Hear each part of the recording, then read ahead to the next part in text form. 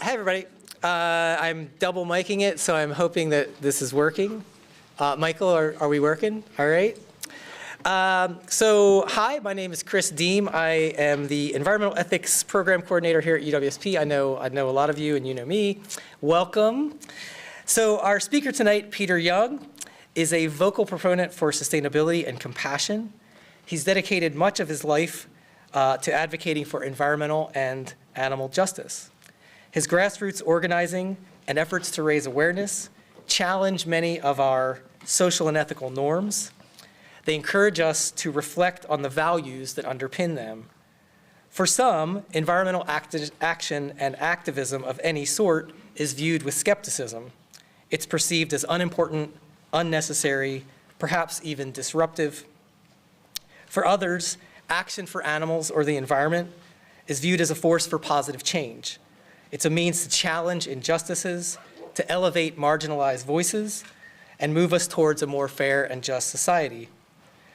Peter's work not only confronts us with these fundamental questions, but it has inspired many to work towards positive change, not only in their own lives, but in their local communities and in society at large. So our hope tonight is that Peter will continue to inspire us in just these same ways. So please join me in providing a warm UWSP welcome to Peter Young.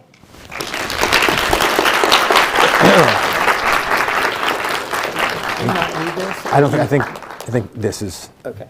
Is this the hot one? Is that good? Awesome. Okay. Thank you so much. Get this. Okay, so can we just take a moment to appreciate that your tuition is paying for a criminal to come teach you how to commit crimes? Isn't that funny? Just kidding. I'm not going to teach you how to commit crimes. Just kidding. Yes, I am. Take notes. But with all due respect to the University of Wisconsin, I think there's someone somewhere who signed the check to buy my flight to be here who has no idea what they got themselves into. So I'm going to make this weird. That's my promise to you. So I want to thank everyone who brought me here, Lou and everyone, and even the people who didn't want me here, and there's some of those. Thank you as well. My name is Peter Young, and I am a criminal. In fact, for a number of years, I think I've been dethroned, but for a number of years when Wisconsin, the state of Wisconsin would brag about their war on terrorism statistics, I was the only convicted terrorist. So you see the map and they go, we got a victory in the war on terrorism. It was actually me. So this is the face of Wisconsin terrorism for a number of years. And what I'm going to do here today, for the next 60 minutes, I'm going to talk about how there is not a single aspect of your life and your activism that is not served by you thinking like a criminal. And I'm going to give you stories that apply to your everyday activism. And I'm going to give you essentially 10 core lessons that are going to be wrapped in stories. And as I said, it's going to be weird. Okay, so let's get into it. So I remember the first time that I decided this was war. And that was a deliberate metaphor that I would use, and I'll explain that in a minute. But I was at a slaughterhouse. I found a slaughterhouse in downtown Seattle, and it was a chicken slaughterhouse. And I went behind the slaughterhouse, I looked in the window, in several minutes I saw several hundred chickens getting their throats cut right in front of me. And I decided in that moment that I was going to declare war to save those animals. And let me back up. Bill Nye the Science Guy. Are you guys familiar? Okay, is he still famous? I literally don't know. Okay, so there I was 13 years old.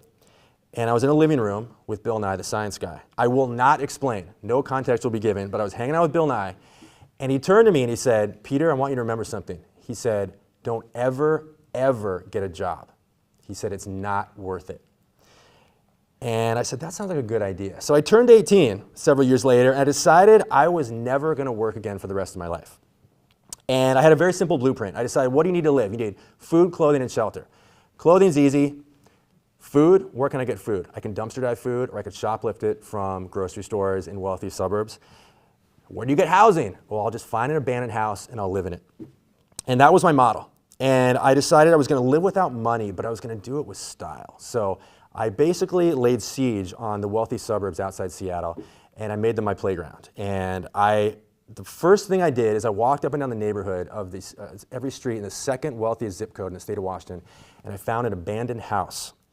And I think maybe I left out that slide. So I found an abandoned house in a wealthy area. If you look, I was going to show you a slide that it was on Zillow. The house is now worth like $3.8 million or something. But I moved into this house, lived there for a year. And the lesson here is that, and I'm going to get back to this in a second, but very important for activism in your life is to always act as if you don't know something, quote, can't be done. And that's what I did. They told me it's impossible to find free rent in one of the wealthiest zip codes in the state. And I did it, and I lived there for an entire year. And this was the staging ground for my activist life, which I'll get to in a second. So I'd spend my days skateboarding, I would spend my days exploring, sneaking into parties, reading, I hitchhiked down the coast, and the world was essentially my playground. And the closest thing that I have to a religion is as follows, and this is what I learned during that period. To always throw yourself into uncertain situations with no money, no plans, and the universe will always meet you halfway. And I learned during this period of my life that the universe rewards risk. And when I say universe, I'm not religious, but I think this is as close to the laws of physics as you can get. And I think the only reason we don't acknowledge this as being a universal law is that very, very few people actually throw themselves into situations with uncertain outcomes. And I just found during this period that life serves the risk taker. And if you fixate on a goal with intensity and take a calculated step in the direction of that outcome, that opportunities begin to explode for you. And so that was my life. That was what my life was like at this time. So I had cracked the code on personal freedom, but it felt very empty, as you can imagine. And that's when I hurled myself into animal rights activism. So I did everything from leafleting McDonald's to marching through the halls at the University of Washington, and there was this increasing sense of urgency that I felt around what was happening to animals in our society. There are 17 billion animals killed every year in this society. I think it's 271 every single second. So it was around this time that I got involved in animal rights activism, and I discovered the slaughterhouse that I referenced earlier, this chicken slaughterhouse. And I would go down to the slaughterhouse. I became obsessed with it. I didn't know what to do. I just knew I had to do something. I would go down to the slaughterhouse, and they would park the trucks full of chickens across the street from the slaughterhouse before they were going to be killed every day. And I would go down to this parking lot, and I would spend time talking to these birds. I'd spend time with them. And then at some point, you hear some sound in the distance, and you know, okay, well, the slaughterhouse is about to open for the day. So I'd walk across the street, and I'd look through that same window I looked at every single time, and I'd watch those same chickens I just spent time with getting grabbed by their feet, hung up on this conveyor belt, and have their throats slit right in front of me. And I would go home from these excursions every single night feeling like I was as guilty as the people who were actually killing these animals by doing nothing to save them. And so this is the nightmare reel that kind of just played through my head that fueled the next many years of my life. So I'm going to condense the next several years down as what I hope will be about 5 minutes. And I'm going to give you a multi-year journey that I went on. And I'm going to call this a 7-stage terrorism escalation ladder. And when you hear me use the word terrorism, this is clearly tongue-in-cheek. In no way do I consider anything that I've ever done to be terrorism. The government obviously feels differently. So the first step of this journey is to become vegan. So I became vegan. And you realize very quickly that non-participation isn't enough. So by simply abstaining from eating animal products, I was a non-participant, but I wasn't actually actively part of the solution. I realized that lives are on the line and actions must be taken. And so, again, I realized that simply by doing nothing, I was still, by not proactively saving animals, I was as guilty as a non-vegan. So the next phase, we'll call it phase number 1, that was phase 0, is protest. You start going to protests. So I did all kinds of protests. My first protest was at the Animal Research Labs at the University of Washington, marching through the halls. And what you notice when you start going to protests is essentially people just drive by, they laugh at you, they sometimes throw things at you, and they go on about their lives. And it doesn't make much of a difference. And I realized it just wasn't working. And the biggest lesson I learned during this period is there is one thing that's actually worse than doing nothing at all. And that's doing something that gives you the illusion of being effective. And so then the next stage of this journey is civil disobedience. And this is where you actively go out and provoke arrest for the sake of drawing attention to your cause. And I dressed up as a cow. I stormed a slaughterhouse operators convention in Portland. I hid out under the table, the convention started. I jumped out. I planted myself on the table in front of the podium, and I said, I'm not going to leave until you stop killing animals. And they called the cops, and they hauled me away. And it was this big thing. I was in the newspaper, the whole thing. And I just realized civil disobedience is a lot of work. It's a lot of work to go out of your way to get arrested. And I started to ask myself, what if I could achieve the same level of disruption and symbolism but not get arrested? Which brings us to phase number 3 in what we'll call decorative vandalism.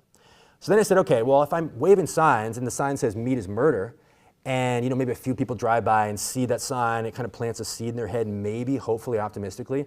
What if I could take that same message and make it a little bit more permanent? I'm talking about spray paint. So I would take cans of spray paint and I would go to places like McDonald's, or I'd go to butcher shops, or I even went to a Baskin Robbins, and I would spray paint messages hoping that I could spread my message further than just a protest sign. And what I realized very quickly is those messages get covered up, they get ignored. And the next phase, I decided, is to physically intervene in businesses that murdered animals. Phase number 4 is property damage. So specifically, I'm talking about breaking windows. I broke a lot of windows. And I'm talking about breaking windows at places like butcher shops, fur stores. I would even go to McDonald's and break windows.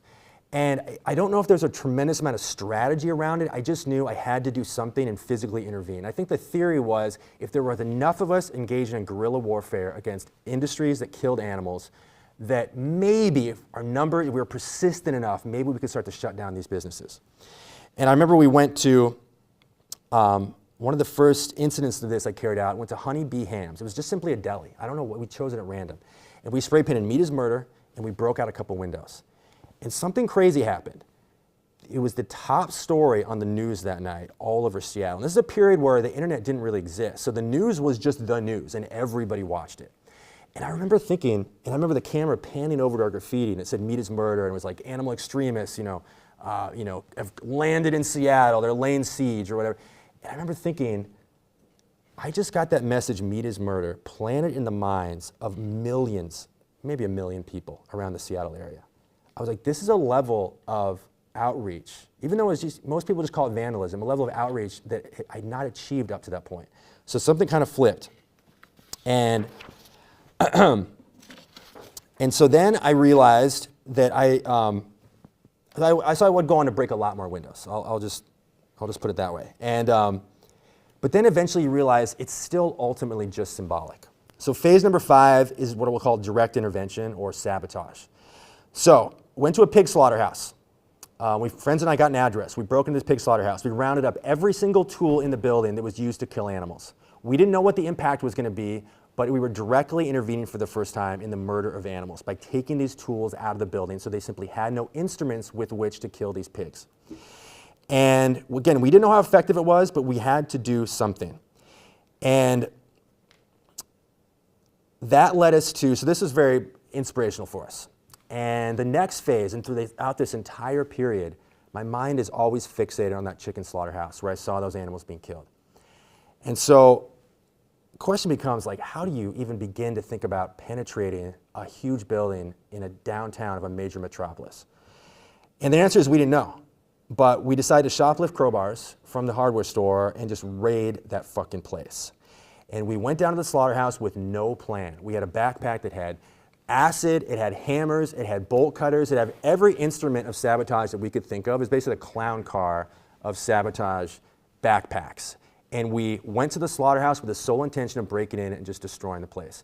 And I remember, I never forget, we got up on the roof somehow, and I remember looking down from the roof, thinking, I don't know how we got on the roof.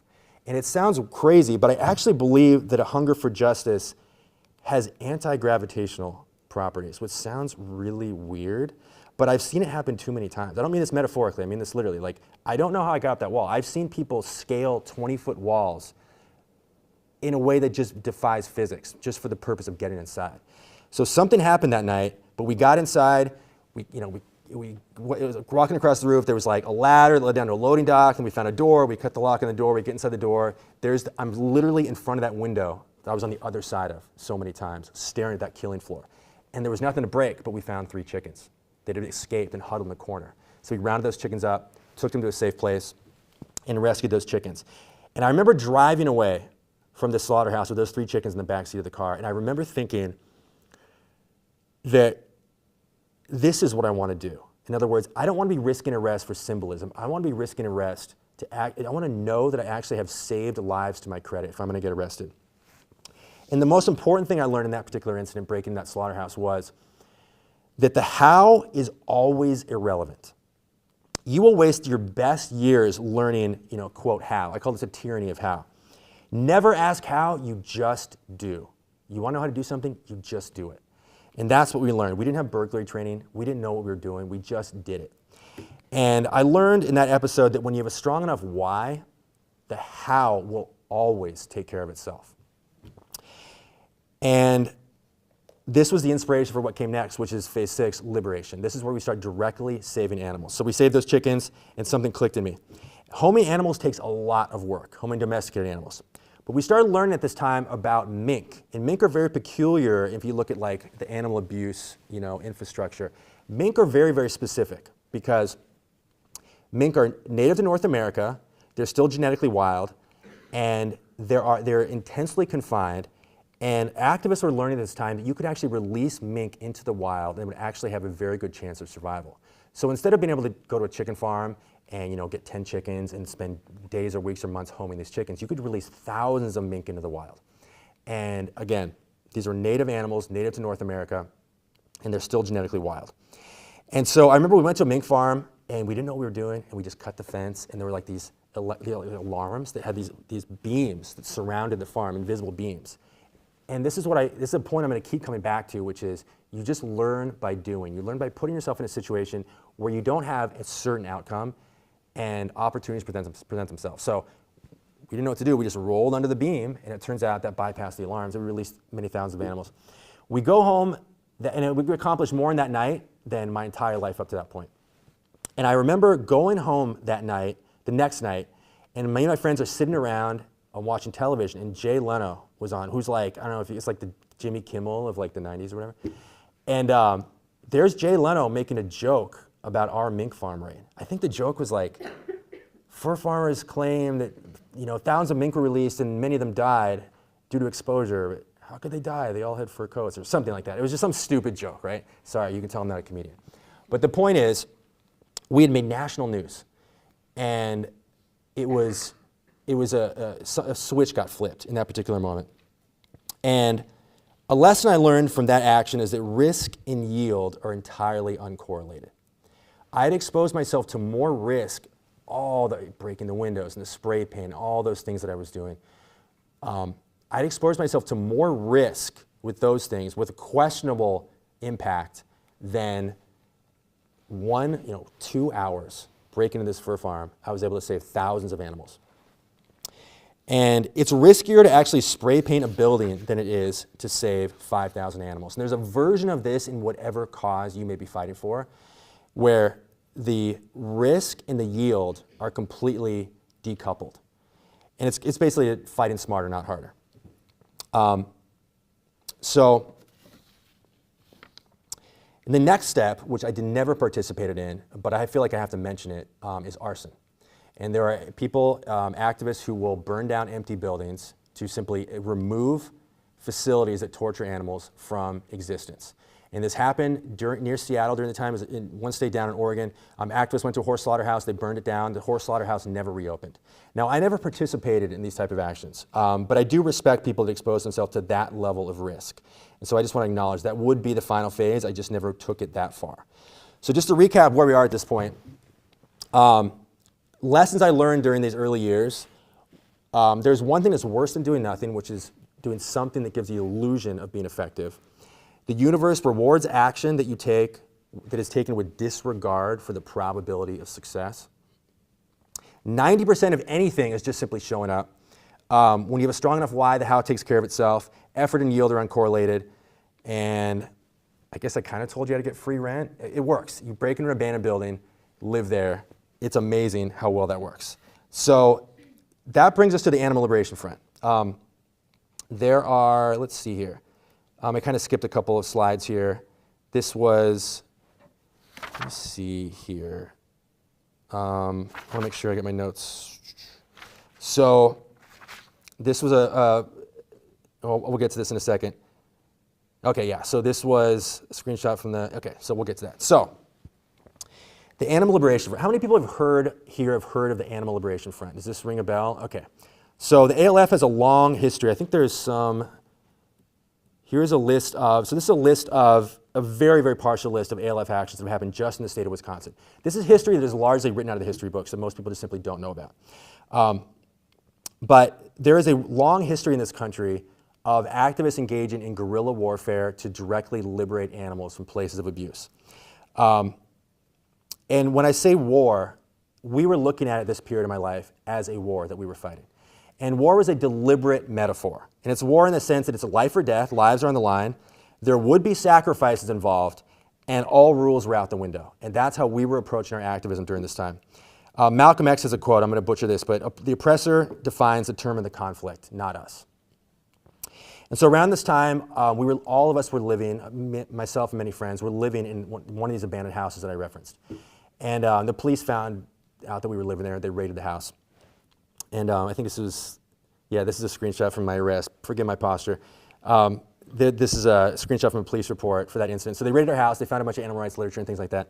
And we became very, very marked at that point. I think the headline ran, I couldn't find a screenshot of it, but the headline ran like, police raid animal rights activist safe house or something. And we were very marked at that point.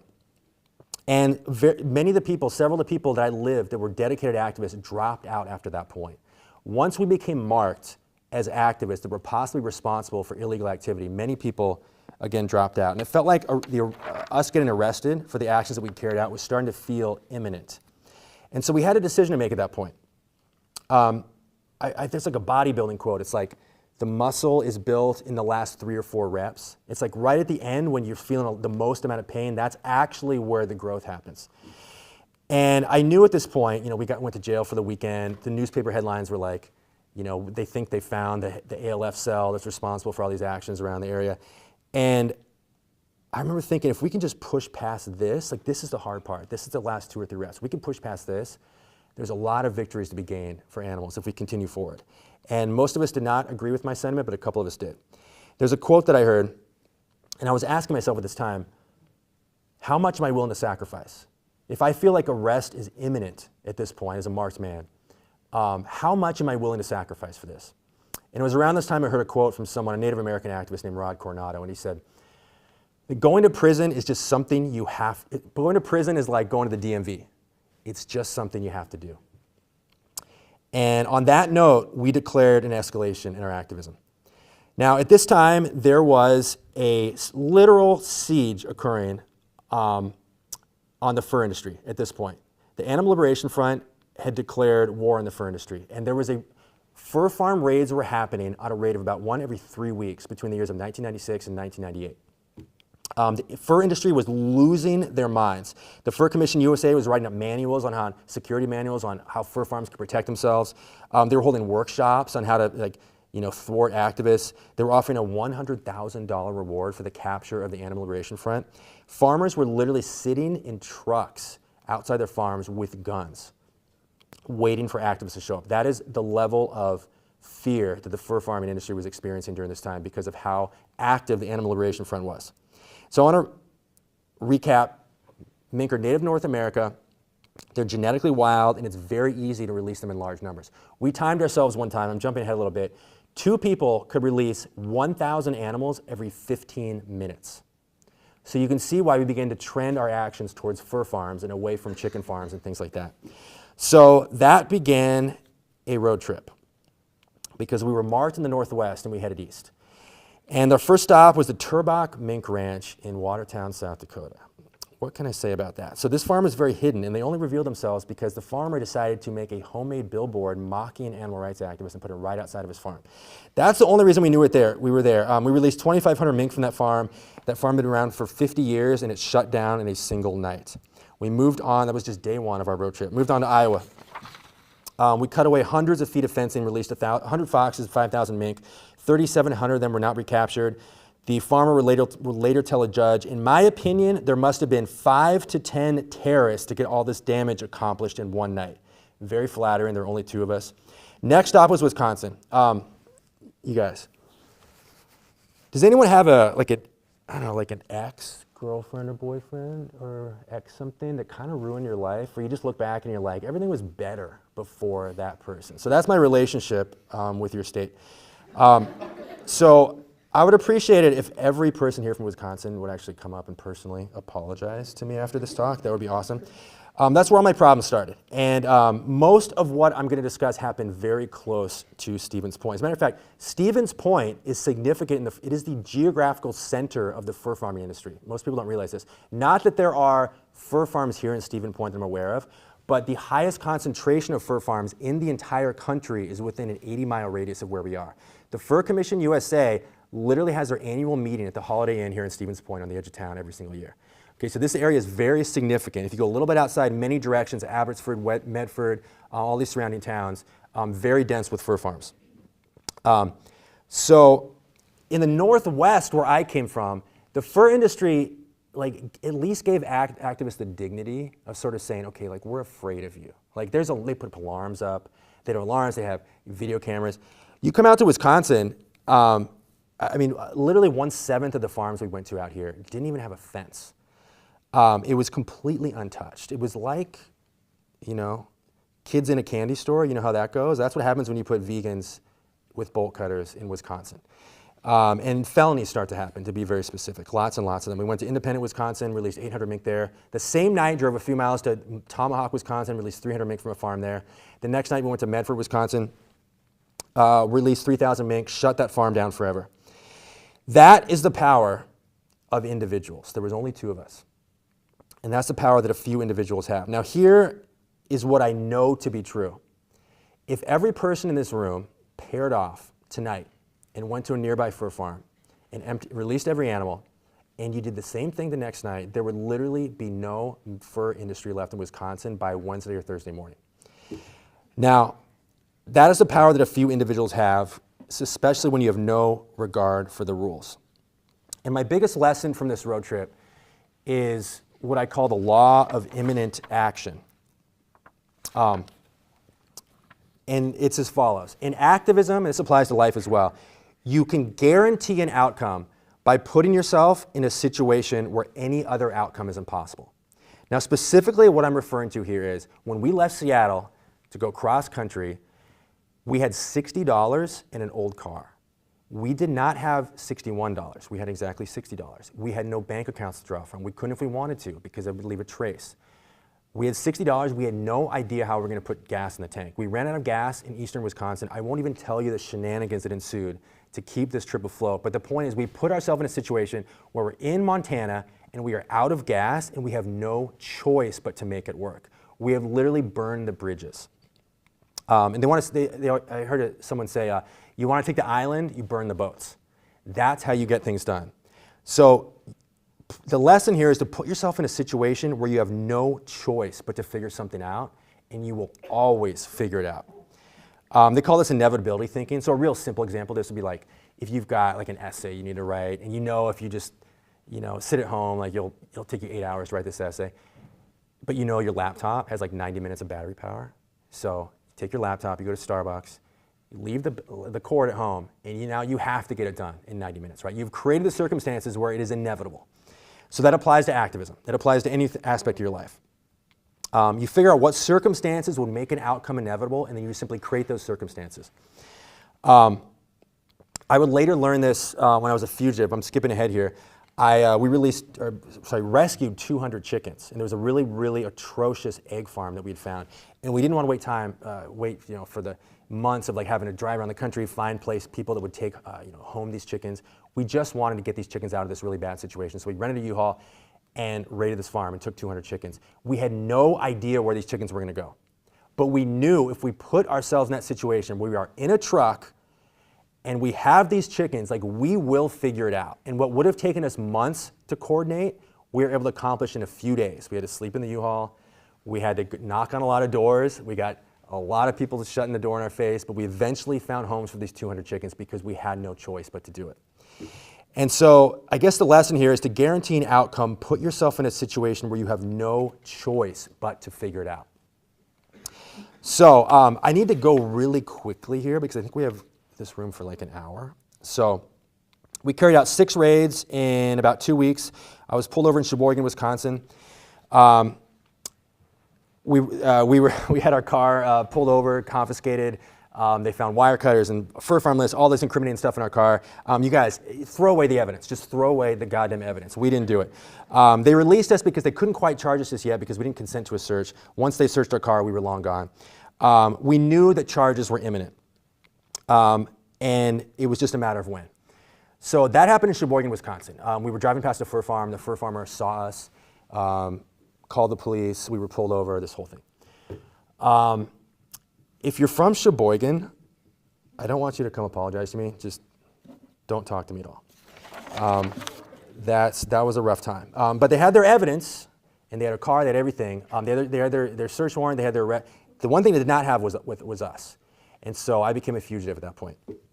And I knew my life had to change. Now, there's 3 steps to being a good fugitive. Number 1, have an ID under a fake name, a real ID under a fake name. Number 2, don't call your parents. And number 3, don't break any laws and get arrested.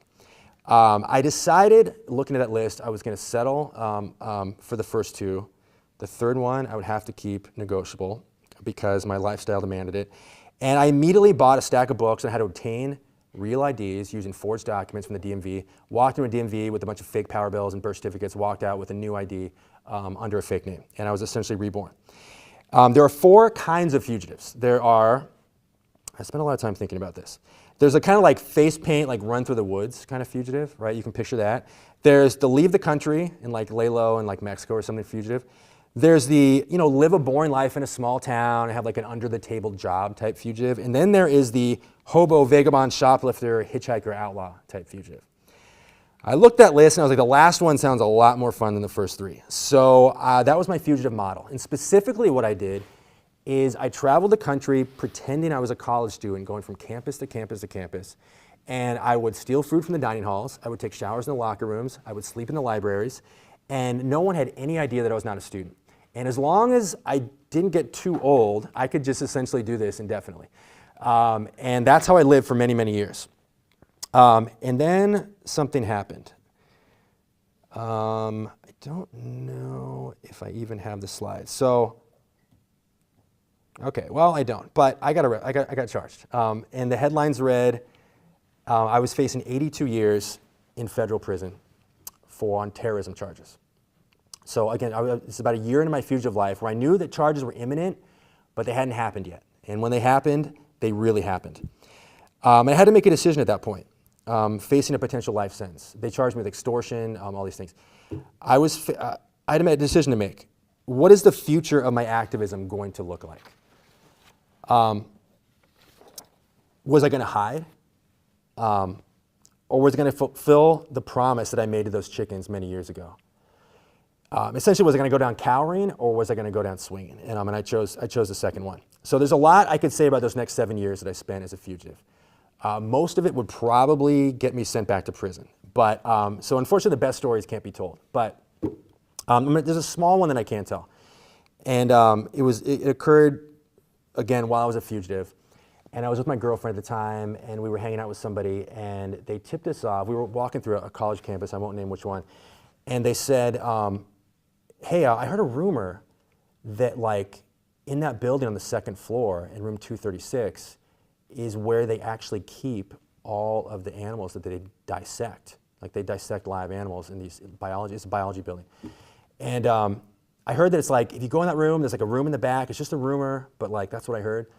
And sometimes the door's unlocked, sometimes it's not. And so me and my girlfriend immediately snapped into action. We didn't hesitate. We walked into that classroom. There was an active classroom full of students engaged in laboratory work. We walked right past them, walked up to that door in the back of the room. It was unlocked, walked in that room. We didn't find the frogs we were told were there. We did find lots of salamanders.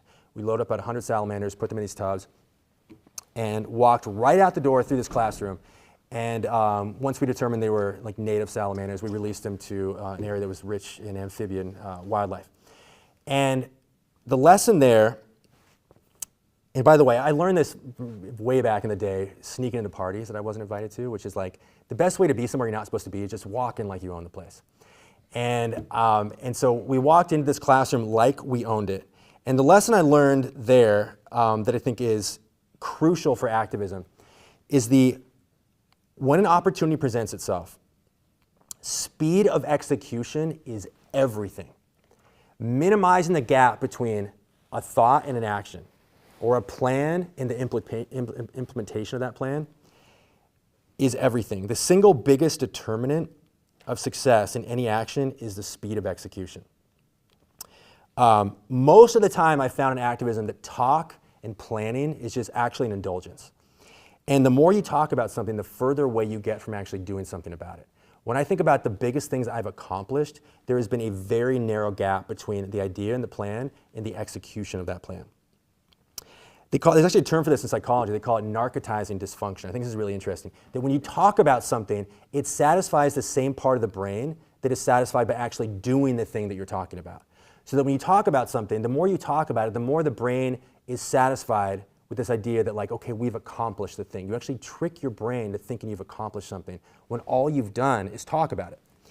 So the takeaway here is the more you talk about something, the less inclined you are to actually do something. I heard a quote, I don't know who to attribute this to, but the quote is, if you want to neutralize somebody, encourage them to express their opinion. The more we talk, the less we do. And the single best way to maximize your success as an activist or really anywhere in life is to minimize that gap between idea and execution. So I was a fugitive for 7 years. And again, there's not a lot that I can really say about that time. But while I was underground, I met a lot of incredible activists. Some people that took incredible risks and accomplished some really incredible things. And as a fugitive, I could only associate with people that were trusted. And so I was sort of being passed around amongst the most trusted people in the animal liberation movement. And so I was getting a really densely concentrated look at kind of the most accomplished activists who would accomplish things, again, we'll just say taking a lot of risk and accomplish some really fantastic things. And so I learned a lot of lessons from those activists. And I'm going to share a couple of those with you right now. The first thing I learned from the people that I was introduced to is that luck can be engineered. And I was told a story, unfortunately I can't tell you all the details here, but I was told a story about somebody that had a target. It was an animal research target.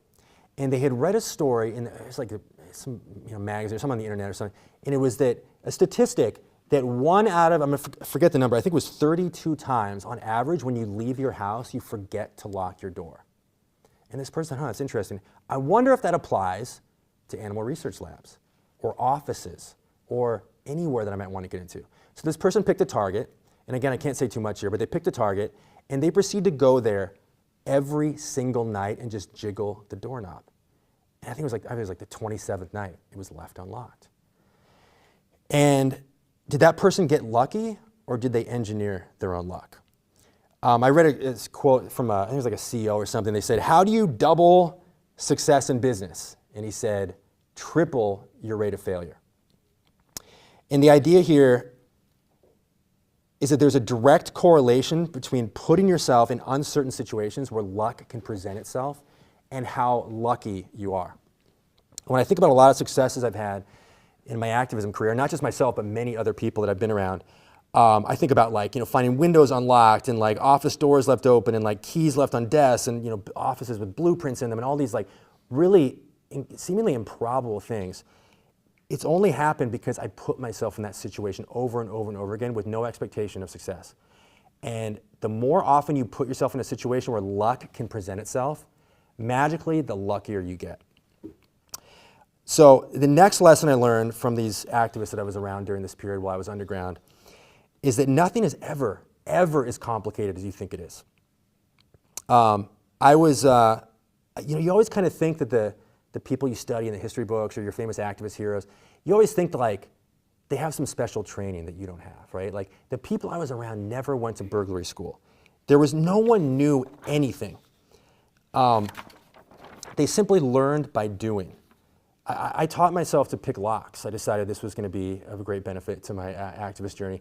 I decided to pick locks. I didn't have a set of lock picks, and I had to make one with crude tool that had a steak knife and a little I won't even explain how it worked, but it was this crude set of lock picks, and I just sat outside a door in a college, night after night, with this crude set of tools, just trying to teach myself to pick locks.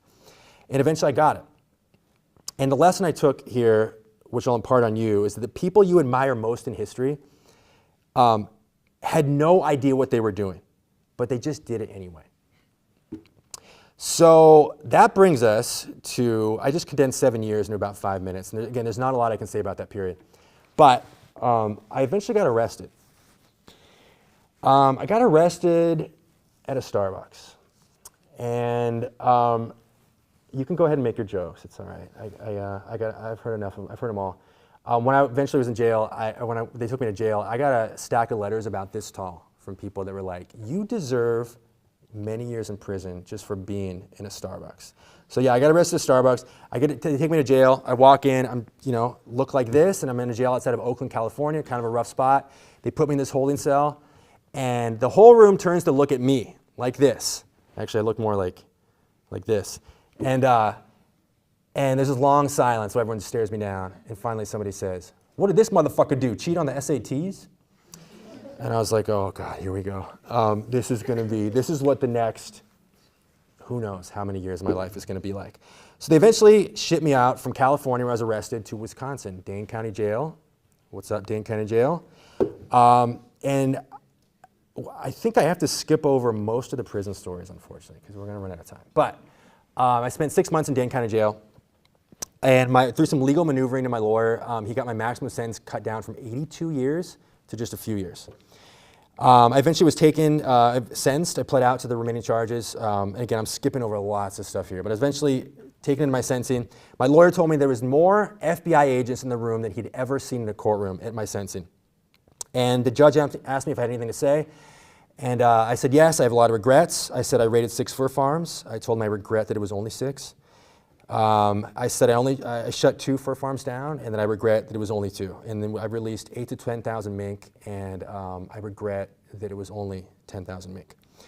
And would you believe, after this arrogant display, where I basically just told the judge I have no respect for him or his courtroom, that he actually nodded politely. He said he respected my conviction, and he released me. No, that's not what happened. He gave me the maximum sentence. Of course he did. But when I got back to, it's funny how that works, but yeah, you tell a judge to go fuck himself, he gives you the max. So he sent me back to my cell, and I was told to pack up my stuff. I was going to be going to an actual prison, not Dane County Jail, but an actual prison. And I started looking at the paperwork for my court case. And I started going through like the police reports and all the mink they said I released and how many were actually recaptured. And I started doing some math, and I realized I was serving, I think it was like 8 hours per mink that was never recaptured.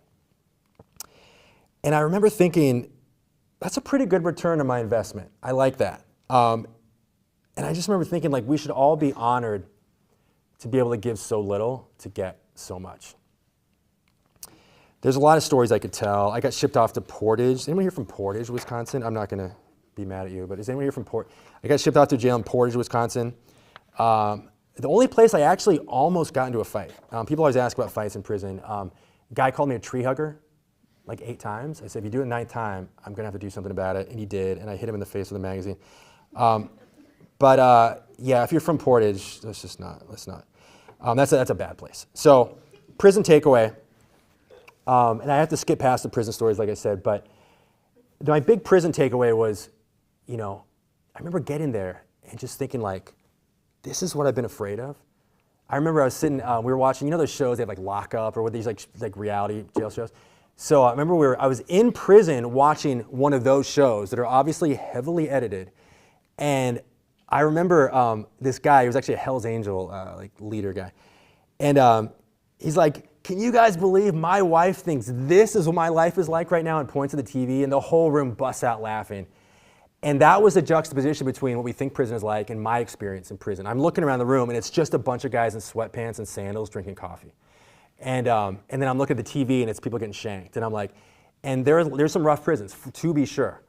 But my experience with prison is that, I just remember thinking, like, this is what I've been afraid of all these years. Like, I spent 7 years fearing prison. And the factory farms, like, those are the real prisons. The fur farms, those are the real prisons. The prison I was in, it had a yoga room, okay? Like, that's not a prison. And it really puts things in perspective when you consider that. Not only that, but also there's people in other countries and other struggles that are willing to die for what we won't do 3 weeks in jail for.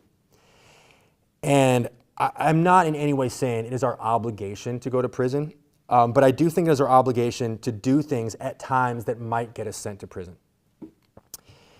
So I finally got out of prison. I don't even know if I mentioned, I was sentenced to 2 years. So I got out of prison, and things got very interesting at this point. This is kind of an exaggeration, but not really. It was like every time a goldfish went missing from a Petco, like I was blamed for it. They thought I was responsible. I had a get out of prison party randomly at like the, you guys know the show Home Improvement, like the sitcom? It was like one of the child actors in Home Improvement is like vegan, and he like had my prison release party at his house, totally random. But anyway, FBI, a private intelligence firm, sent their agents to infiltrate my get out of prison party. I had a woman give me an all expenses paid trip to Moab, Utah, and it turns out she was working for the FBI the entire time. I had my house raided twice. We caught them stealing our trash. I got in a fight with my girlfriend at the time over the phone. And the very next day, the FBI showed up at her door. It only happened over the phone. FBI showed up at her door saying, hey, we understand you're not so happy with Peter right now. You want to talk to us? This is the kind of stuff that's happening constantly. And it was very clear they wanted me back in prison. And during one of those house raids I mentioned, the FBI raided my house twice after I got out of prison. And during one of those house raids, something very interesting happened that taught me a really important lesson. And the lesson is this. You can choose the beliefs that you operate by. You have a choice. There's almost no beliefs that are objectively true. And so you should always choose the most insane beliefs. Here's what I mean. There was a video a laboratory got broken into at the University of Iowa while I was a fugitive. There were 400 animals taken out of the lab. The labs got trashed, and it was like $500,000 in damages. And of course, again, I was suspected of doing everything that ever happened in the name of the ALF I was suspected of. And the FBI had watched the video. You can find it on YouTube now. Activists break into this laboratory that they released, the activists released later. And they determined that the person in this image was 6'1", and was a male, and that was all they determined. I am 6'1", I am a male. So they decided I must have something to do with this break in this laboratory, and somehow a judge signed off on that warrant. And so they raided my house when I lived in Utah, and they took everything we owned, and that's how it goes. And so after this house raid, my roommate and I were driving around town. And we were looking at the affidavit, and we're like reading, like, okay, like ALF, like University of Iowa in 2004, interesting. Like, and my roommate said, I can't believe that activists were able to break into this laboratory and get that many animals out and trash the place. He said, and I said, what do you mean? He said, well, he's like, we all know it's impossible to break into labs these days. Ever since the 1980s, when there's like dozens of labs that were broken into, all the labs locked down and you can't get into them anymore. And I said, well, what do you mean? And he said, I was like, why do you think it's impossible? And he's like, well, dude, everybody knows you just can't get into labs anymore. It's impossible. After the 80s, you can't get into labs anymore.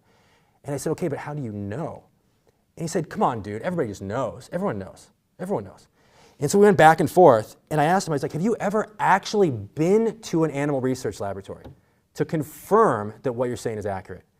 And he's like, oh, come on, and no, but like everybody just knows. And the lesson here is that almost nothing is objectively true. Now think about the activists that broke into this lab in 2004, and think about my roommate. Both of them had the same evidentiary basis for their beliefs. One group decided to choose one set of beliefs. My roommate probably sat home and played video games, right? He had a different belief. Who got more done that night? The person that chose the belief that was empowering, right? There are forces working overtime to plant false beliefs in our heads. Beliefs that we really believe are real. At the basis of every single action we take in our lives, activism or otherwise, is a belief. So if the foundation of everything we do is a belief, then why don't we choose beliefs that empower us? Okay, so let me ask you a question. How many people here, it's kind of weird, but how many people here have a friend that thinks they're just like really hot? Like, do you have this one friend, but they're totally not, right? Do you guys know what I'm talking about? I see you all looking at me like, come on. We all have that friend, right? And they're just not. And then we all have that friend that's really has a lot to offer, they're really attractive, whatever, and they really hate themselves, right? Who attracts more people, right? And you got that friend who's maybe not that attractive, but they think they are and they really believe it, and you kind of buying into it. You're like, oh yeah, well other people think they're attractive and they think they're really attractive. They must be well, I must be missing something, right? You've got two people that have actually opposite, in terms of evidence to support a belief, but they have simply chosen a belief one person chose a belief that's empowering, one person chose a belief that's disempowering, and it was completely disconnected from the evidence, right? You literally have the power to choose your beliefs. And neither of these beliefs is objectively true, right? In fact, almost nothing is objectively true. You can find evidence to support almost any single belief if you look hard enough. So as an activist, why would you not choose to seek out evidence that supports completely insane beliefs? Like the activists who broke into the University of Iowa. They found the evidence to support the insane belief that you could just walk into a lab and walk out with hundreds of animals. And they made history with that, quote, insane belief. They don't, these institutions, these places that kill animals, or whatever it is that you're fighting for, your target, they don't have to lock their doors if they have us all convinced that they're impenetrable. So the activist who gets the most done is the one that chooses the most insane, empowering beliefs and then seeks out the evidence to support those beliefs. So I want to give time for Q&A, and I'm going to impart with you 2 quick lessons, and I'm going to end with a story, and then we'll do Q&A and some other stuff. I'll give you a chance to get a free book and some other stuff. So 2 quick lessons. Number 1 is this idea of the cop that exists in our heads. The best thing that you can do to empower yourself as an activist is to kill that cop that's inside your head. And most of us walk around with a cop in our head. We talk to ourselves in a way that we would never let anyone talk to us. We walk around with a cop in our head that tells us, hey, you can't do this because you'll make enemies. You can't do this because you'll offend someone. You can't do this because it's against the rules. And they don't have to police us as activists, and they don't have to police us into submission if they can simply plant a cop inside the heads of all of us. So we should all be distrustful of cops, but the one we should be most afraid of is the one that we introduce into our heads, that voice that's narrating constantly, telling us to hey, just moderate yourself, play by the rules, et cetera, et cetera. Lesson number 2, before we close out, is fear. And the best activism is always going to exist on the other side of fear. I learned something I thought was just, it kind of defies explanation, but I learned something early on that when I was carrying out any illegal activity, even if it was shoplifting, honestly, I feared approaching the target, but when I was in the moment where the action was happening, I was never afraid. And so in that way, fear is something that happens in anticipation of an event. Once you put yourself in the actual action, in the actual situation, fear is absent. You're experiencing a lot of things. You're very present. You're problem solving. But once action is taken, the fear vanishes. And the fear is what happens in anticipation of the thing. And it's kind of, in a sense, it's a luxury of people on the sidelines. That's what fear is. They ask people who, and I'm sure we've all heard these statistics, they ask people who had near-death experiences, what do they all say? They all say, I'm not afraid of death anymore, right? How can it be that the people who've actually experienced death are the only ones who are not afraid of death? But that's how fear works. I was in a room one time, and it was a room 100 people, and there was a speaker was somebody who went to prison for something similar to myself, and I was in the audience. And there were actually randomly a couple other people in the audience who had also been to prison for similar things.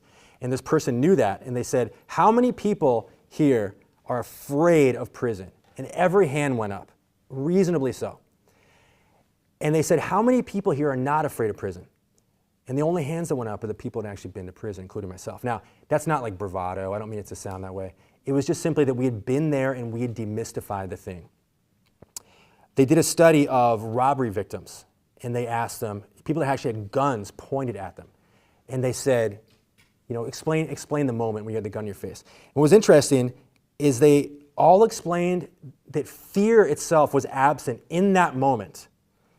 They were aware, they were on purpose, they were focused on the outcome, like how can they get out of the situation, but it wasn't fear. And that has been my experience with every illegal action I've ever taken or otherwise. Anything I feared in advance, in the moment, the fear was absent. And we think about this in your daily life, like how many things that you fear have actually happened? Almost none of them. 99.9% of the things you fear have never happened. So in that way, fear is a liar. And why do we allow ourselves to be, our lives, our activism to be dictated by a liar? The best remedy for fear is always going to be action. That's when fear vanishes. And I look at fear as the feedback you receive when you optimize your potential as an activist, and fear is the feedback you receive when you maximize your potential as a human being. So a couple things are about to happen. I am going to have a couple final thoughts from you. I have just a very short story, and then we're going to go to Q&A. The more confrontational, the better. I'm here for it. And then also I'm going to give you the opportunity. So I wrote a book. I have 4 copies. If anyone wants a copy, the first 4 people that get up here can have one for free. This is entirely free. And then there's a sheet you can fill out there, and I will literally mail you a copy of the book, or I'll send you the PDF. If your parents raised you well, they probably told you don't give your home address to a convicted felon, so you can just put your email address, and I'll just email you the PDF, that's fine. And like I said, we'll do Q&A. So, the quote I want to leave you with, it's actually from I don't even know what the book is. Doesn't matter. Here's the quote. When you hesitate, you are acting as though you are immortal, and you, ladies and gentlemen, are not. You do not know the place and hour of your death. And so the one thing you can do is to remind yourself not to hesitate. To suddenly glance over your left shoulder and remember that death is standing there, and make death your advisor. He will always tell you to do something representative of your full potential. You can afford no less. So I told a story about, I was a mink farm in Medford, Wisconsin. Anyone from Medford? Okay, that at one time was the mink farm capital of the entire country. So that was one of the farms that we shut down. And I found myself in a position where I was driving through Wisconsin 15 years after this incident, relatively recently. And I was with a friend. So there are witnesses. I almost didn't want to tell the story because it sounds completely fake as hell, but it is a true story. I have witnesses. I was with a friend. We drove by this fur farm. We drove near Medford, and I said, I want to stop by Medford and confirm this farm actually did shut down, because I never actually knew for sure. I just know what the FBI told me. And so I knew exactly how to get there 15 years later. It was like left turn, right turn, right turn. Didn't even use a map. Went right to the location of this farm. And it was an empty field. The farm had closed. So I took it in for a moment, and we pull out of the farm and start driving back. And we see some some movement in the grass. And I had to stop the car because there was an animal running across the street. We're literally in front of the closed down fur farm. And it was a mink. So we don't need, whatever it is you're fighting for, none of us need vindication from the police, from the courts, from our parents even. The only vindication we need comes from whoever or whatever we are here to serve. And that's what I got from that mink. So if we're going to live in a world worth living in, rules are going to have to be broken. That is what is going to have to happen. But if you're afraid of breaking rules on your journey, you should be more afraid of not making history. Because the true measure of your activism and really your life is your actions, nothing else. So that's all I got. Thank you guys very much.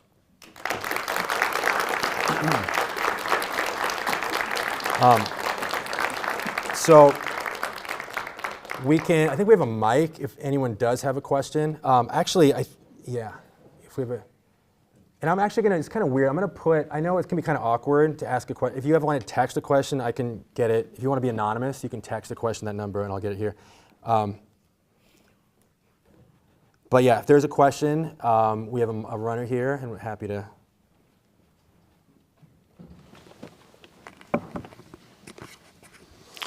Hi, I wanted to talk about activism that's not animal rights, but rather human rights. And I'd like to use the example of May 2020, George Floyd. And not George, but the person taking the video of George.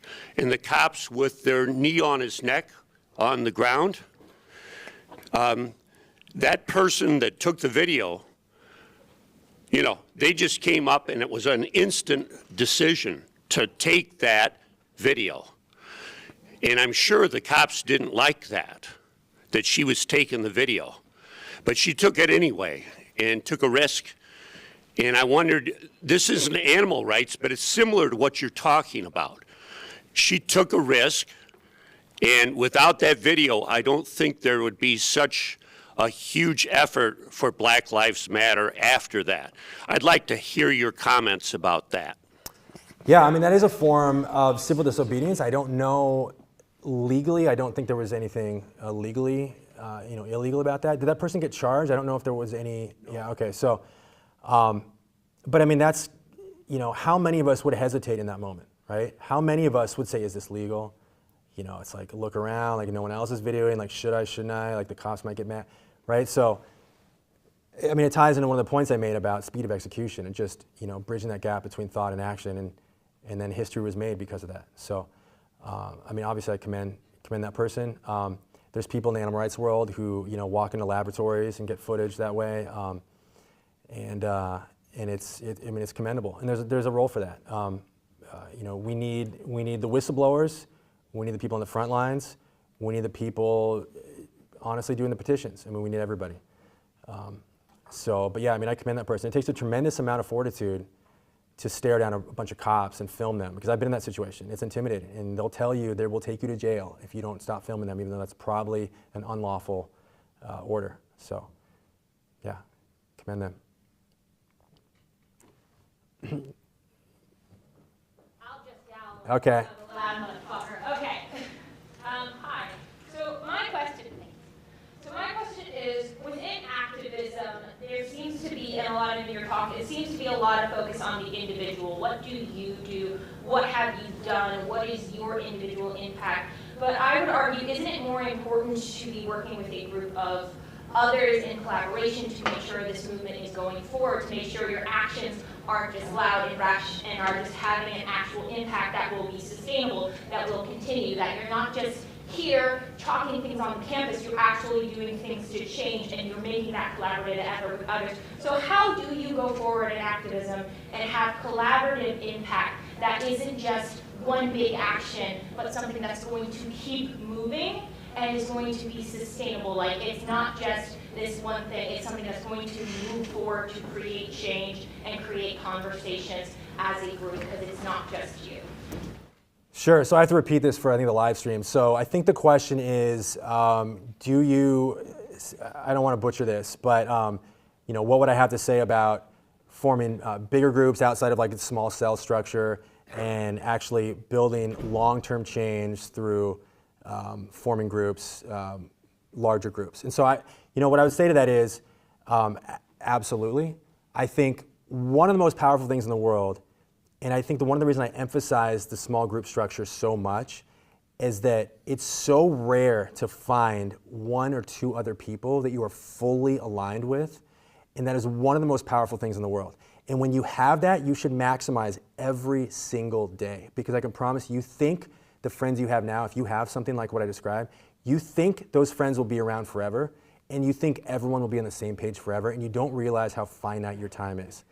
And so, what I would encourage people, and I think back at the period that's probably of the age range that is represented in this room largely, and how I did have that, and how I've never found that since, ever. And I wish that we had maxed it. We did a lot of great things, but I wish I wish that I had acted as though there was a ticking clock, a stopwatch, an hourglass that was pouring out and made every single night count. And so I don't see it as a I think it's a false dichotomy. I mean, it doesn't need to be one or the other, right? So the best activists I know, they were forming groups like what you described in the daytime, and they were picking locks at night. I mean, it doesn't need to be mutually exclusive. So, the most cliche answer possible is it does take everything, but it also is true. And so I would just encourage, never look at one person's approach and consider it adversarial to your approach. I mean, everyone can complement each other. And so I doubt that gets within a light year of answering your question, but those are a few thoughts. Yes? So I do have a question about, specifically the mink farm releases.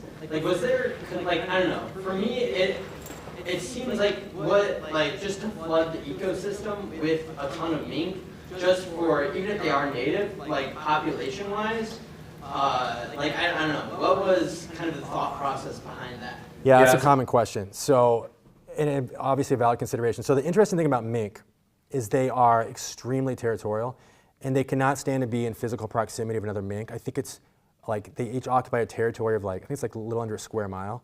So they are compelled to disperse very quickly. And they cannot stand to be in the presence of other mink. So if you look at the newspaper articles I'm just checking to see anything. The newspaper articles in the wake of these releases, it'll be 2 days, and there'll be towns 40 miles away that are we got mink flooding our town. So the idea is they disperse very quickly. There obviously is going to be a short-term impact on the ecosystem. I will never be convinced that those animals are better left in cages. And I do think that a sort of an equilibrium is restored more so very quickly, more so with mink than just about any other animal for the reasons I just mentioned. Thank you. Yeah. Sorry, who's had their hand up the longest? I don't know if I missed. Thank you. Hi, Brock Byer, I guess is my name. Can you go back to the slide with it was a news article and had the picture of the mink in the middle? Yeah, that one. Does this say you got arrested for stealing CDs? I did get arrested for stealing CDs. Do you remember what CDs you were taking? Yes, it was Ray Charles. And I'm not a fan of Ray Charles. But, so we're opening a whole can of worms here, but obviously I'm an unapologetic shoplifter, let's get that out of the way. But in that particular moment, I was actually not shoplifting. This was a situation that was sort of, they wanted the arrest to appear organic. Basically this is a whole story that's actually not public, so I doubt anyone cares, but there was someone who got arrested for a series of arsons that were animal rights related that I actually knew, who became an informant, who knew where I lived. And so this person told them where I lived, but they couldn't blow his cover yet because he was still going around the country getting people on a wire, recording them, incriminating themselves, who were not me. So they had to engineer an arrest that looked organic. So they followed me to Starbucks. They knew that I had I was sustained myself through shoplifting this time when I was a fugitive. And so I literally picked up a couple of CDs, which, to be fair, looks a little weird, picking up multiple CDs. But in point of fact, I literally just walked across the room and sat down. They were fully exposed. Cops rush in. We caught you shoplifting, hauled me to jail. I literally had the cop who was screaming in my face, I went to Iraq to fight people like you. He had no idea, supposedly didn't know who I was. So long story there. But yes, guilty but not guilty. Yeah. Yes, question. If you don't mind, we'll wait for the mic.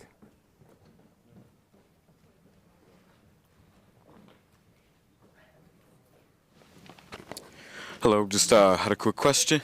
Oh, is it not on? You're not sounding louder. Oh, it's for the Just had a quick question about your take on, I know that you mentioned that the first step towards your way of protesting liberation is becoming vegan, and I am aware of that and I respect that, but I would also argue what is your opinion on indigenous food sovereignty, as well as people within rural communities who do not have access to, these fancier vegan products that are more accessible in more privileged, upscale, and upper class neighborhoods, upper class cities? I would just ask what your opinion on indigenous food sovereignty and indigenous foods rights are. I'm going to take the cop-out answer on that one and just say it's not really my place to have an opinion. So I certainly do think that veganism is sustainable and doable in more circumstances than I think the average person would think. I was vegan in prison. I've known people who've been vegan in almost every country in the world. I've known there is a Native American population in the animal rights world that overlaps, and they're vegan. So I do feel like alleviating suffering should be something we can all agree on. Doesn't matter what you're fighting for. I mean, to be vegan does not mean that animals are considered your cause, right? It's just simply alleviating the suffering on other creatures. Just like, I don't know a lot of vegans who are racist, and I just feel like it's just kind of a top-down approach to oppression. If we can agree that a salamander deserves basic protection, it becomes much easier, in my opinion, to convince people to respect each other as humans. So I have no hostility towards somebody who feels like they need to do what they need to do. I personally just don't feel like it's my place to even have an opinion. Fair enough. Thank you. Yeah. So I got a question over text. I'm going to read this to you. In our current day and age, I'm reading this for the first time, where climate change is arguably the most pressing issue we face, would you say these methods of activism are still effective against infrastructure as massive and pervasive as the fossil fuel industry? I love that question. And the answer is no. And not only that, I don't even think the actions I've described are effective in the animal rights world for certain aspects of the industry. In other words, the meat industry is so massive, it's not realistic that activists could go burn down every slaughterhouse. I think if every vegan actually went and burned down a slaughterhouse, maybe we have the numbers to do that. That's not practical. So I would even argue that the type of activism, I hope it's clear that I am trying to wrap lessons that I think are relevant to all of us in stories about illegal action, but that was not really the intent of my talk, and I hope that was clear. But the actions that I have kind of focused on, that style of action, direct action, ALF, et cetera, I don't even think is best applied to certain aspects of animal abuse industries, like, like I said, the meat industry. The fur industry that's very weak, very small, it's very winnable by activists. So I do think that's direct action it's best applied to the weak links in the chain, is my point. And so when you talk about something as big as, what would be like a climate change target, no, it's just, we don't have the numbers. You have to do the math, and it's just not realistic that that's really what's going to be. I do respect people that carry out those actions and do it knowing they're largely symbolic. Tremendous respect for that.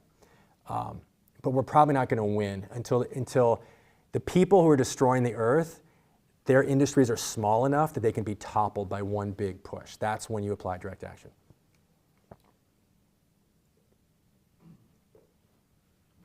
So I just had a question. I don't really know a whole lot about environmental stuff. I actually Googled what a mink was kind of in the middle of this whole presentation. So I just got to ask, I have a lot of friends that are farmers. I grew up in a very small town myself. In terms of, taking that action for what you did, releasing the minks and closing down farms, and I'm not asking this in like a hostile way at all. I'm just kind of curious. I encourage it. Oh, all right. I was just kind of curious, how do you justify, I guess, stopping somebody's livelihood? Like, if that farm's been in their family for generations, and they're using it to put food on the table for their families, I guess, how do you justify that? I just kind of want to pick your brain on that. You take the argument that we use to justify the imprisonment and murder of animals. Those are the same arguments that slaveholders used, literally, like what you just said.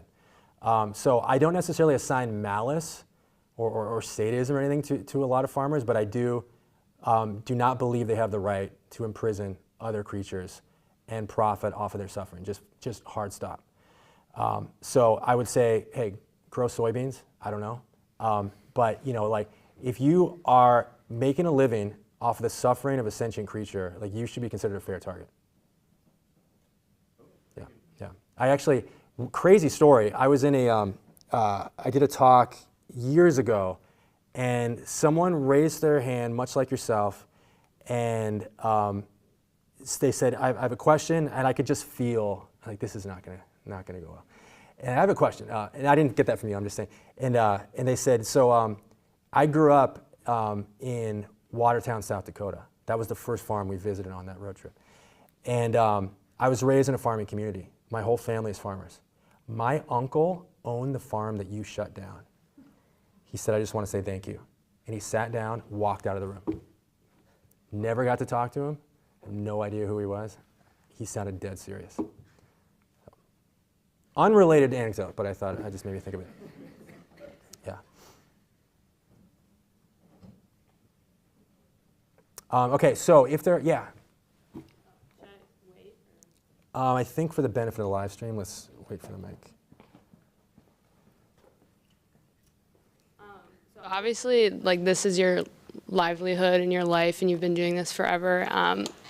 And it makes sense that you've, like, obviously grown the, I guess, like, confidence, but within your own personal values. And I was wondering, did that come naturally? Was there like a light bulb moment? Was there like somebody you looked up to who was also doing things like this that gave you a little bit of that courage when you didn't necessarily have it? Just your thoughts on that. Yeah, it was really two things. So the actual like seed that got planted for me just being vegetarian or vegan was not even a good story. I was literally thumbing through the channels, and back in the day, I don't even know if they still have this, called public access. I don't know if anyone has any idea what this is, but some of the channels, you can just rent out like blocks of an hour blocks on these small stations, were like channel 32 or something, and I caught a glimpse of slaughterhouse footage on one of these stations, and that was it.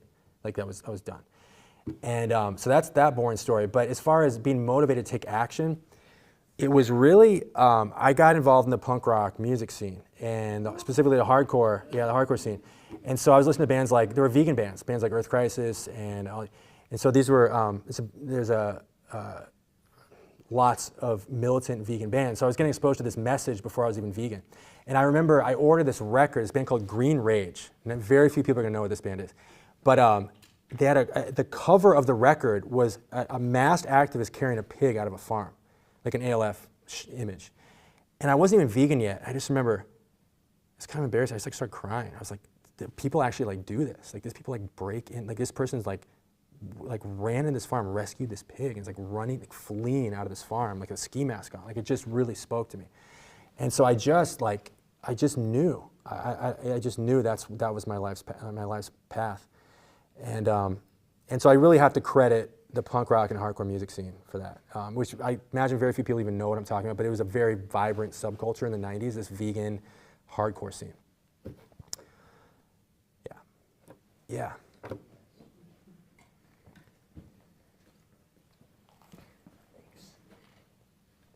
Hey, I was just wondering, like, how do you reconcile kind of the desire to do more like transgressive or like illegal forms of activism with the things that you have to lose? You know, we all have those things in our life that we have to lose over time. They take different shapes for different people, but, you know, family, pets, jobs, you know, like sources of stable housing and food and things like that. Sure. Like, how do you reconcile the desire to make radical change and take extreme action with the also desire to hold on to the things that you care about? Yeah, I mean, look, I'm kind of a sellout, let's be honest, right? Like I run internet businesses now. So there's that. So, you know, to me, I got the most done. I was most effective when I had the least amount of resources available to me, the fewest number of friends. And I think the magic that happens there is the fewer options you have, the more focus you have, because your brain can only go one direction, right? So I'm not kidding, like I got the most done when I was the brokest. It doesn't make any sense, but that's logically how it works. So what I would say to that is, yes, I mean, most of the people I knew from back in the day, they have kids, it's just, right? I would say nothing to them. I'd have to say something to myself if I was gonna say anything to them. But when you have the least amount to lose, that is the time to make your history, like 100%. And if you wait until, if I just had a little more money, if I had the degree, look, I'm not gonna, I can't tell anyone, but I can promise you, when your options are the fewest, that is when the opportunities are greatest for you to make the biggest amount of change and carry out the biggest actions. Because the brain, again, when the options are limited, the brain will move, it only has one direction to go, and that's towards victory, that's towards action. And so capitalize on that. If you find yourself in a situation where you don't have a lot to lose, that is the moment to make your mark on this earth. And like I said, I think back and I didn't realize what I had when I had it, and I think I could have done a lot more than I did. In a lot of ways, being a fugitive was the best thing that could have happened to me to prolong activism, because I had not, it's like I was already going to prison. It's like, it's like, okay, well, what's a little bit more? It's like, so it became my only focus. And so yeah, less is more. Yes. Thank you for that. That was like really beautifully said. But I was actually just wondering, when you were at your like lowest of the low, where you're like, wow, what do I have to lose? Did you ever have depression?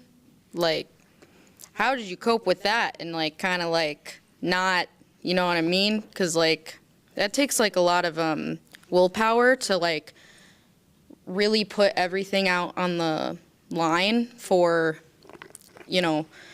these things, in your case, animal rights, and kind of sacrifice your own wellness. Mm-hmm. And so I just kind of wanted to hear about your experience with if you ever got to a really, really low point, and how you got through that to rise up and do what you've done. For the benefit of the people in the back, the abbreviated version is, did you ever get depressed when you were at your lowest and things were at their worst? Like, how did you deal with that? It actually relates very closely to the point I made during my talk about fear, and how this puts me in a very difficult situation because I don't want to offend anybody. But I found that there's some quote about like, no one's depressed when they're being chased by a gazelle or something weird like that. There's some kind of, where it's like, I was in fight or flight. So, I think depression would happen if I'd taken a moment to just kind of detach or something, but I was just, it's not like I was, again, I wasn't the face paint running through the woods fugitive, but the point is, there was no way out except through. And so, and again, it sounds disingenuous to say I didn't get depressed, but like, I don't ever remember being depressed. I remember thinking, first of all, depression largely, a big part of depression, there's lots of reasons for depression, but one part can be a lack of a mission. And I had a mission. And so having a really strong mission can go a long ways towards conquering depression. So I don't ever remember, once you make a decision, so there was the one period I remember that was darkest was I had not been indicted yet. So I know there's this gap, I kind of rushed through it, but there's this gap between when I got pulled over in Sheboygan and I was officially a fugitive. So there's this gap where I knew it was coming, but I wasn't a fugitive yet. And that was the hardest because it was purgatory. It was a state of a big question mark as to like, am I a fugitive? Am I not? Are they going to charge me? Why haven't they charged me? What am I waiting for? What's the rest of my life? Once I was indicted and I knew the potential life sentence, again, the only way out was through. So I don't remember being depressed after that. And I had friends. Again, I wasn't just like hiding in a bunker. But between having a mission and having no option but to just power through it, I don't remember being depressed. Okay, so I don't know if there's any more questions, but if not, but if anyone has to leave early, feel free to put your email address down. I will get you a book. Oh, the books are what the hell happened? Where did the books go? I didn't even see that happen. Okay, so now you don't get a free book. You have to put your address down. I'll send you one. But I literally will mail anyone a copy of the book, or I'll email you the PDF or whatever. Yes. I was curious more about the FBI watching you. If I recall a story about an activist who got the FBI to do their gardening for them based on being watched by the FBI. And I was curious, just more stories about in that time specifically, or if you had anything. Yeah, okay. He's asking about FBI stories. So I have a lot. I mean, that could be a whole talk. So So many stories. So I talked about a woman getting paid by the FBI to take me on an all expenses paid trip to Moab, Utah. Very embarrassing. She approached me to talk just like this. She said hello. The rest, they do this. They set people up. So next thing she knows, she's like, I want help with my, this dog rescue I'm thinking about starting. Can we go out to dinner and talk about it? It was this whole thing. Total setup. That happened. There was, I'm trying to think of some of the stories I didn't even share. There was a time where I was moving my possessions into a storage unit, and I had a laptop set up on the side where I was cataloging as I moved box in. I was like, box number 1 has this. The battery on the laptop died. And so the last thing I put in the storage unit was a laptop, dead battery, closed it, come back a year later. First thing I do is open the laptop, fully charged. We can see what happened there. They also did what is called a sneak and peek at a different storage unit that I ran with, and I was tipped off to that by the owner of the company. He said some people were at my storage unit. It's totally the FBI. They put everything back, like surgically precision. So that kind of stuff happens. I had the FBI come to my door where I live in the last few years. And I walked out of my room and they're just standing with their clipboard like, oh, hey, can we talk to you? I said, no, that was it. The stories are endless. There's definitely, the number of people you catch being agents or informants is very, very small relative to the number of people that are probably actually assume that role. So there's a lot of people I'm very suspicious of who have planned themselves in my lives at various points. And again, it's not like I'm the biggest fish, but I think they can think that one fish leads to another fish, and that can happen. For a lot of years, they saw me as a domino, that if they can tip me over, it would knock over all the other dominoes. And they failed at that. I mean, I skipped over the whole part where when I was in, I really had to skip over the prison stuff, but one of the anecdotes I left out was that they offered me a series of deals. When I was looking at 82 years, they said, we're gonna give you 3. It's gonna go from a possible, realistically I was looking at 12, that actually was probably what I was gonna get, to go from 12 to 3, if you will simply go back in the animal rights movement when you get released and just feed us information, just be our mole. So obviously I turned that down. They came back and they said, we'll give you 2 years now. All we want to know is tell us everybody you associated with while you were a fugitive. Because they thought they could kind of map out the network. So I threw that back in their face. They offered the same deal for 1 year. And I rejected that, and I obviously got 2 years. So it's, I mean, if you get me and my friends together, this would be a 7-day marathon session of stories because of how much the FBI has worked to try to dismantle just the animal rights movement. It's really incredible. Okay, I think we're good. So if I didn't miss any hands, thank you guys so much. Feel free, seriously, to come get a book, leave your info, and I'll get you a copy of my book, which is that. So thank you guys so much. I really appreciate it. Thanks to Lou and everyone for bringing me here. Yeah.